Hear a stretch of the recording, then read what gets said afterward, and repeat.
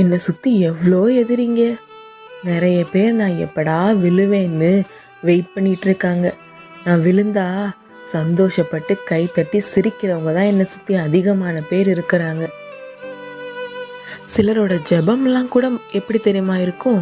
இசப்பா, நீங்கள் என் கூட தானே இருக்கீங்க, என் எதிரிங்க கஷ்டப்படுறத நான் பார்த்தே ஆகணும், நீங்கள் என் கூட இருக்கிறத நீங்கள் காட்டியே ஆகணும், அவங்க எல்லாரும் கீழே விழுகிறத நான் பார்த்து சிரிக்கணும், இப்படிலாம் யோசிப்பாங்கங்க. இன்னைக்கான வசனத்தை கேளுங்க. இதோ உனக்கு விரோதமாய் கூட்டம் கூடினால் அது என்னாலே கூடுகிற கூட்டம் அல்ல. எவர்கள் உனக்கு விரோதமாய் கூடுகிறார்களோ அவர்கள் உன் பட்சத்தில் வருவார்கள். இன்னைக்கு நமக்கு வாக்குத்தத்தமாகவே கொடுக்குறாரு.